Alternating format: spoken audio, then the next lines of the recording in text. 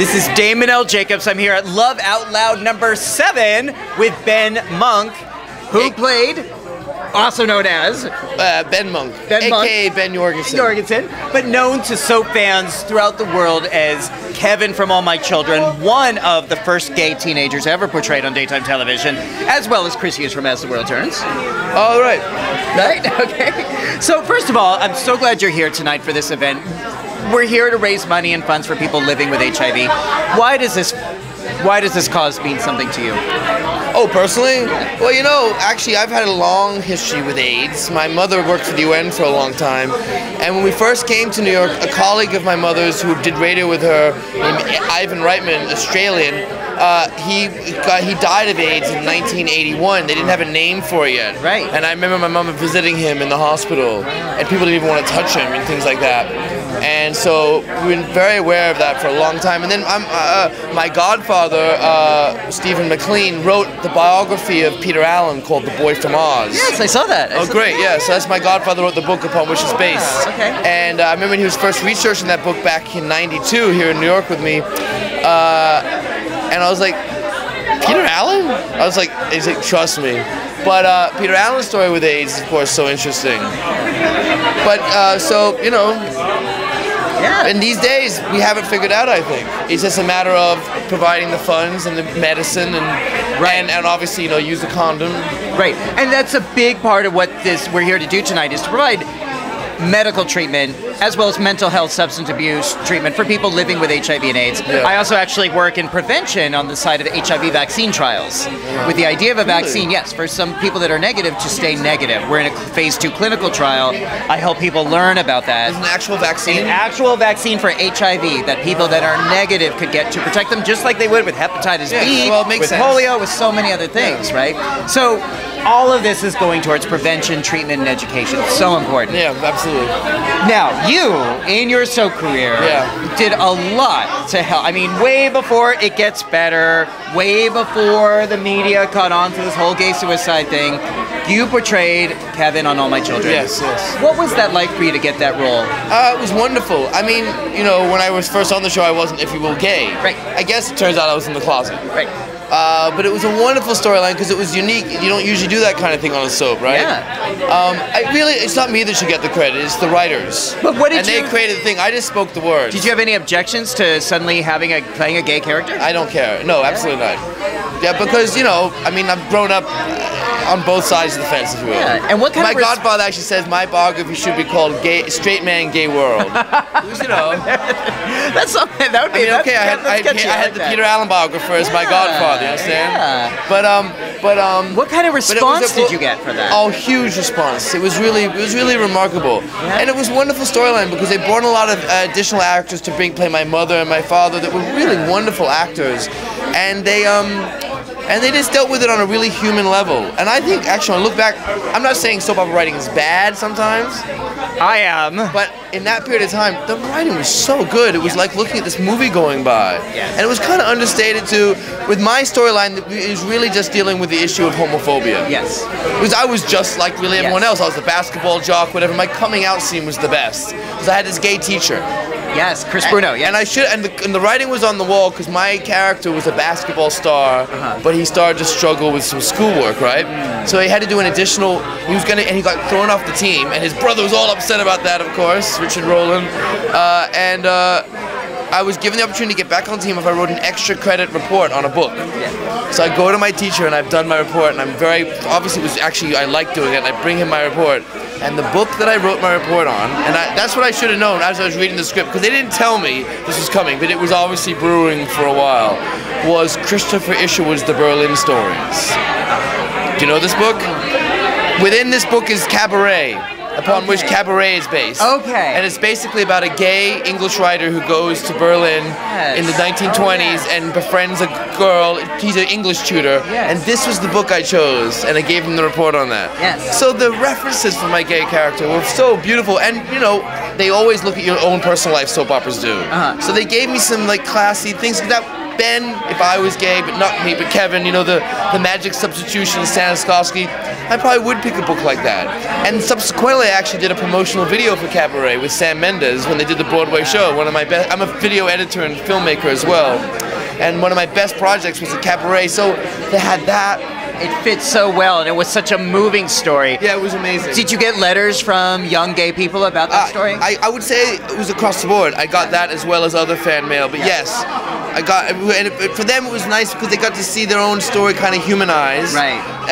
With in the end a positive result. I mean, it was beautiful. I basically got disowned by my parents. Right. But like in my own life, I didn't really go out with my own father, my mother, but I've had. I'm like more of an Aborigine. Your family is who interpersonal relationships. So your father figures and your mother figures are just the ones that came into your life. And who did I go live with? Adopted by Opal and Palmer. Right. And then Bobby Warner wasn't here tonight. And I remember because I was actually a recurring character, not on contract. So you got to bring your own wardrobe, right? So I like to say I used to be the worst dressed person on soap operas because they get me on the sweater, wouldn't realize to turn around there's a hole in the back. But fans noticed that. They thought my realism, but I was like, it's the hole in the sweater. But when I moved to their house, I decided I would borrow some clothes because I've now come out and more, and so my dress got a bit better because I was wearing Bobby Warner's clothes. Right. And that was my beautiful family. But then what happened? I'm not sure. I was a waiter in a restaurant, and the restaurant blew up. And a lot of people never worked on the show again after that. I don't know if I got blown up or I ran away, came to New York to be a DJ. Well, there was some reference at some point to him being alive, but it was off screen, and it was never. I no longer watched. I mean, the show didn't say that he was dead, but they didn't really say that he was. I did that role for almost 3 years on and off. So that's fine. And it wasn't just a great storyline. What was good about that storyline? It wasn't really just about being gay per se. It's just a young man going through his journey, you know. Yes. But it was fun. Particularly fun scene. A few goofy scenes. I love they hired a psychiatrist, my parents, to try to make me go straight. That was quite fun. To have and this was in 1995, and of course we understand now in this day and age. No, I started on the show in 95, but I think I came out in 96 or 97. And of course these themes are so relevant today. Yeah. The idea of gay people coming out of the closet, trying to be changed by their parents, facing so much discrimination and hatred. It almost is sad that in 2012 we're having so many of the same conversations, but it really also shows that this work that All My Children was doing at that point was so ahead of its time. Was it? I think so. Well, yes, but I did some research, and actually when we had that storyline, the New York Times had a big article about different gay characters. There was a gay character on a soap, I think in the 70s once, or the 80s, and then you mentioned As the World Turns character. Right. Right, and, there have been many, and I mean, there haven't been many, but there have been some before Kevin. What was interesting is they generally didn't seem to want to hire gay actors to play the gay parts. Oh, but I'm playing opposite a lot of gay actors, and I don't want to name names on All My Children, but let's just say we flipped the nut both ways. That's beautiful, because that's actually true to real life in a way. But I'm just saying. Yeah, it's a good point. To be honest with you, I think they've moved along better now. Yeah. Because back then it was almost like a kind of subtle homophobia. Yeah. So now they hire a gay actor to play the gay part. I don't know. Let's not get too political. No. I'm with you. I'm totally with you. I would like to think things have changed. Now, speaking of political, speaking of your work, tell me about the work you're doing now. Well, my last acting job was on As the World Turns in '99. Yeah. And I kind of took a little hiatus from acting. How come? Well, I've always had a dual career. I've always been an actor simultaneously being an editor and filmmaker behind the scenes. Okay. I was auditioning. Maybe I just didn't get much more work at that point, but I also fell into my filmmaking work big time. And so I've spent the last decade really on a very high end doing these wonderful promotional videos and cabaret. That's what I do.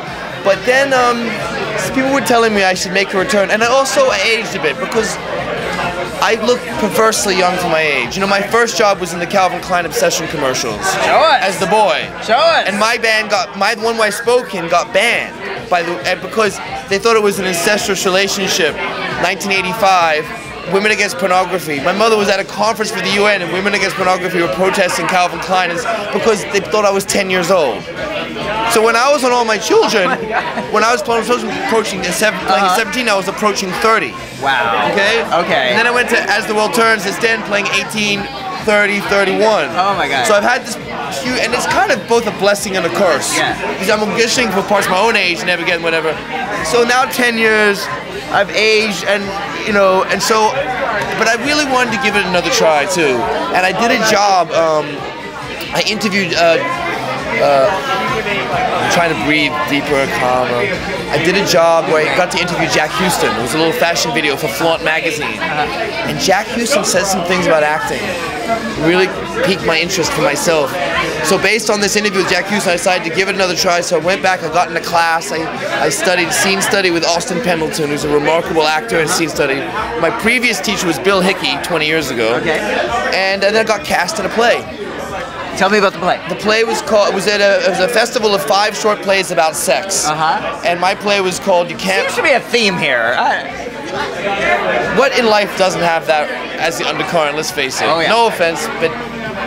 So, my play was called You Can't Blame Me for Trying. It was only a 10-minute short comedy. I'd never done even comedy. I'd never been on stage before. But it was the most tremendous experience. A really good director, wonderful co-star. We had a 1-week run at the, it's on McDougal Street, the American Playhouse Theater. The Saturday night show that was sold out, the director's cousin shoots Boardwalk Empire, and he was shooting Jack Houston, and he came to shoot our show that night. Oh, wow. So I thought that was another good sign. Yeah. So since the play, I'm now, my one and only acting teacher, Bill Hickey, said I didn't need acting classes. He said I needed dancing classes and singing classes. So for the last 2 months, 3 months, I've been studying every week, dancing and singing, tap dance and singing, and I'm working, developing another play, trying to do workshop it, and then do a production of Edward Albee's The Marriage Play. So tell me, that's coming up for you, right? Yeah, we're workshopping it in June. Okay. We're going to try to do it at, there's an art gallery in Soho called Dactyl, and it's another owner. We might do the play there, 50, 75 people audience, and then what we want to do is take it to a really good theater. First choice, we want to do it at the Box. Okay. Because we've infused a lot of sex into this production. It would be perfect for the Box. Again. And if you want to see me half naked. Which half? Come on. It's the Box, the bottom half. Okay. Oh, okay. And it'll be in silhouette. Okay. We have a sex scene in silhouette. Okay. But that's... Now, people want to make sure that they know the right times and the right places. Do you have a website? We haven't figured it out yet. It's in development right now. What about you? Do you have a website, a Facebook page? I don't have a website. I will have one soon. We got to get you on Facebook. We got to get you. I'm on Facebook, Ben Jorgensen. Okay. Ben Monk. If you just Google Ben Monk, IMDb, you can see Ben Monk and Ben Jorgensen. My editing credits is Ben Monk, and acting credits is Ben Monk, and editing credits is Ben Jorgensen, editing credits is... And then you can link to there. And if you contact me, I have a wonderful website with all my filmmaking work that I haven't put on my website. Is the Calvin Klein ad on it? Just go to YouTube. YouTube, Calvin Klein Obsession, and you're gonna see the boy, and you're gonna see the 200,000 comments. People say, Justin Bieber, 1985. But those commercials were extraordinary. They were direct. I did those commercials, and it gave me the idea to be a filmmaker, not an actor. I returned to acting just because I had a girlfriend many years later. Directed by Richard Avedon. Wow. I'm the luckiest man in the world, really, what I got to do. Shot by Nesta Almendros. He shot 5 Truffaut films, won an Academy Award for Day for Night.